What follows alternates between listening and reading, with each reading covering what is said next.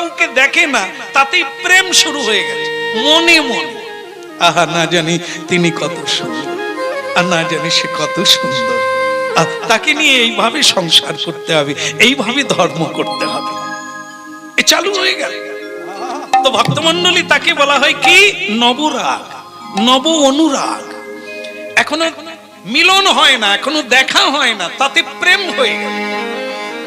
এটা ছিল ঠিক তেমনি হরিনাম শুনলে যেটা হবে সেটা কি? নবানুরাগ। অনুরাগ শুরু হয়ে যাবে, প্রেম শুরু হয়ে যাবে। যারা প্রকৃত ভাবে শুনে, যাদের হয়েছে, যা হয়েছে তা শ্রবণের দ্বারা হয়, অন্য কিছুতে নয়। এই যে শ্রবণটা, এটা গুরুত্বপূর্ণ বিষয়। পরীক্ষিত মহারাজ 7 দিন কৃষ্ণ কথা শুনলেন, তাতেই মুক্তি প্রাপ্ত হইল। মোটে 7, অন্য কিচ্ছু করলেন না, শুধু শ্রবণ করলেন।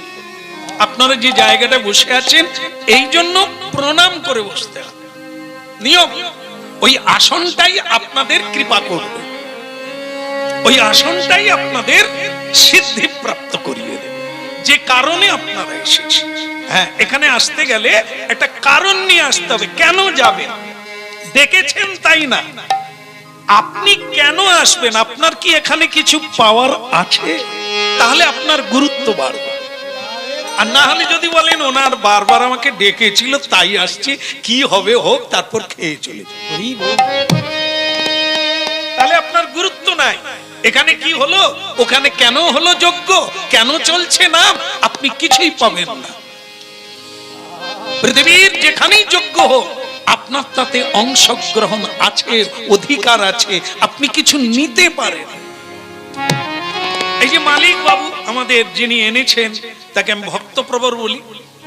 তিনি এত বড় অর্থের দ্বারা, তার মানসিক দ্বারা এত বড় একটা যজ্ঞ করলো।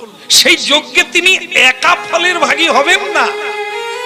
আমরা যদি নিতে পারি, আমরাও পেতে পারি, আপনারাও পেতে পারেন। খরচা হচ্ছে ওনার, হ্যাঁ, কিন্তু আমরা নিয়ে যেতে পারি। 3 জন পাবে এখানে, কে? বক্তা, শ্রোতা আর প্রশ্নকর্তা। 3 জনের অধিকার আছে এখানে, 3 জন সমান সমান পাবে।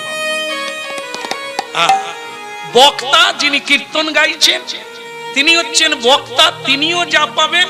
হ্যাঁ, বক্তা, শ্রোতা যারা শ্রবণ করতে এসেছেন তারাও সমান পাবে।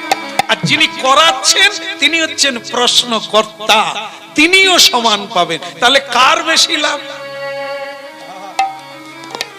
ও মালিকের তো খরচা, বিপুল খরচা, তাহলে উনিও সমান পাবেন। আপনাদের কোনো খরচা নাই, আমাদের কোনো খরচা নাই, আমরা সমান সমান পাবো।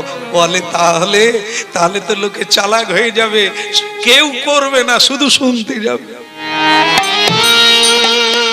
বলে না, মালিক বাবু যে পাবে, ইতে কোনো গিল্টি নাই। যেদিন থেকে তিনি সংকল্প করেছেন আমার বাড়িতে যজ্ঞ হবে, ও তার পাওয়া চালু হয়ে গেছে। তিনি হরিবাসরে থাক আর না থাক, তিনি নিশ্চিত পাবেন, কারণ এই যজ্ঞ তার। আমাদের দুজনের সন্দেহ আছে, এই বক্তা আর শ্রোতা। তবে আমাদের দিকটা খুব একটা সন্দেহ নাই। কেন বলুন তো?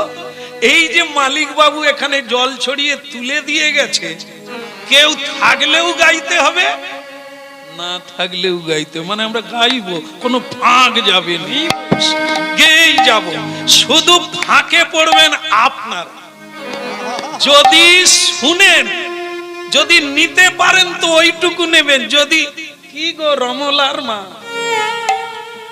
সেই যে সে বছর দেখা হলো, আবার দেখা, বাস এদিকে রমলার ঢেউ চলে যাচ্ছে। তার মানে আপনি যেখানে ফাঁক দিবেন ওইটা ফাঁকেই পড়ে যাবে। তাই এ দুটো তবু সোজা। যিনি করাচ্ছেন তিনি পাবেন, যিনি গাইছেন উনিও পাবেন। কিন্তু যারা শুনবে, শুনলে পাবে, না হলে কোথা পাবে? এই জন্য এই আসনটা সবচাইতে কঠিন। খরচা নাই বটে, কিন্তু নেওয়াটা কঠিন। এইবার আমার মনে হয় অনেক একটু নড়ে চড়ে বসছে। বলে তাহলে কি বেগার হয়ে যাবো? একদম